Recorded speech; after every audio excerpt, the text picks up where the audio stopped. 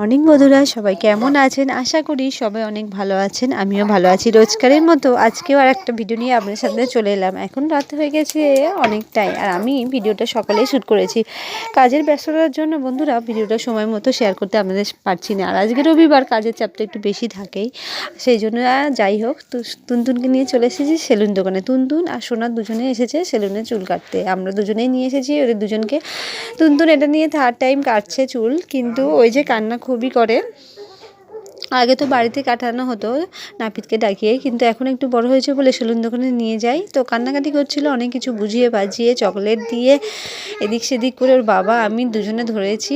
আর শান্তভাবে ও অনেকটা বসেছিল, অনেকটা কেঁদেছিল। এই করতে করতে চুলটা কাটিং করা হলো শেষ পর্যন্ত, কিন্তু ফিনিশিংটা ঠিকমতো দেওয়া হয়নি। খুব কান্নাকাটি করছে। ওর বাবা বলছে থাক, যে এতটুকু হয়েছে ততটুকুই বেস্ট, এর থেকে বেশি করতে গেলে আরও কান্না করবে। তবে লাস্টে ফিনিশিংয়ের পরে যে খুব দিয়ে ভালো করে দু সাইডে চাচা হয়, সেটা আর চাচা হয়নি। ছটফট করছিল, কান্নাও করছিল। যাই হোক, তো এটা সন্ধেবেলা রেসিপি বন্ধুরা। সন্ধেবেলা যেটা আমাদের বেসিক্যালি রবিবার দিনের মাংস হয়ে থাকে, তো রীতিমতো আজকেও মাংস, আর ওর বাবাই বানাচ্ছে আজকের মাংসটা বন্ধুরা। আলু দিয়ে, মূলো দিয়ে আর দই দিয়ে। দইটা এই জন্যই দেওয়া হলো যাতে মাংসটা নরম হয় এবং ভালো হয়।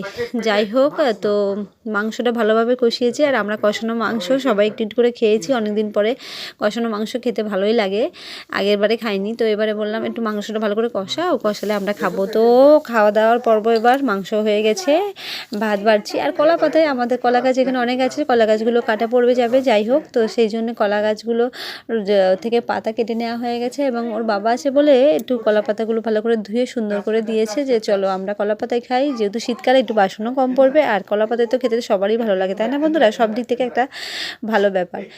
তো এইভাবে করতে করতে রাত্রি এখনও বেজে গেছে বন্ধুরা 10টার সময়। আর যেহেতু রবিবার, ওই যে বললাম একটু সব কিছুই দেরিতে দেরিতে হয়, তো রাত্রিবেলায় আর সুদর্শন, দেখুন সুদর্শন তো একা একা খেতে চাই, তার মধ্যে কলা পাতা আছে, ও তো একা খেতে চাই। আর মাংস রঙটা খুব সুন্দর হয়েছে না বন্ধুরা? দই দিয়াতে রঙটা আরও সুন্দর হতো। তো যাই হোক, কিছু খাওয়া হয়েছে, কিছু আবার কালকে সকালে খাওয়াবে। তো বন্ধুরা, যারা আমার পেজ থেকে দেখছেন তারা ভিডিওটা ভালো লাগলে অবশ্যই একটা লাইক করবেন, কমেন্ট করে যাবেন।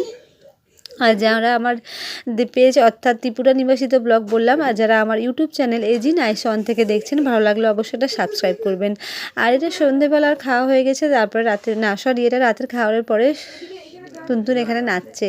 তো ও নাচতে এত ভালো পাচ্ছে। আর আমার সমস্ত যে চুলের গাঁটারগুলো নিয়ে এসে এগুলো হাতের মধ্যে দিয়েছে এবং খুলেছে, এবং ওর পাপার সামনে দাঁড়িয়ে আছে, আর ও খুব নাচছে। ওই যে লাল গোলাপি গানটাও খুব ভালো পায়, লাল গোলাপি গানটা ওর বাবা মোবাইলে চালিয়ে দিয়েছে, আর ও ঝুমঝুম করে নাচতেই থাকছে। তো এই করতে করতে আজকে সারাদিনই ছোটো ছোটো ভিডিও আপনার সাথে শেয়ার করলাম। প্রথমে চুল কাটা, তারপরে রান্না, তারপরে খাওয়া, তারপরে তুনতুনের নাচ। তো বন্ধুরা, ঠান্ডা অনেকটা কমে গেছে, আশা করি সবাই অনেক ভালো আছেন। তো ভিডিওটা ভালো লাগলে অবশ্যই একটা লাইক করে যাবেন, কমেন্ট করবেন এবং শেয়ার করে, বা যারা পেজ থেকে দেখছেন শেয়ার করবেন। আর যারা আমার YouTube channel AG nice one থেকে দেখছেন, ভালো লাগলে অবশ্যই এটা সাবস্ক্রাইব করবেন।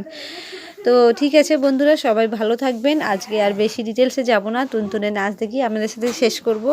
আর ঠান্ডাটা তো অনেকটাই কমে গিয়েছে, যার জন্য তুনতুন তো জ্যাকেট পরেছিল খুলে ফেলেছে, এবং একটা গরমের জামা পরে রেখেছিলাম, সেই জামারও বোতাম খুলে দিয়েছে, এবং আরামসে নাচতে থাকছে, খুব নাচতে থাকছে। আর সোনা এটা ভিডিও করে দিচ্ছে।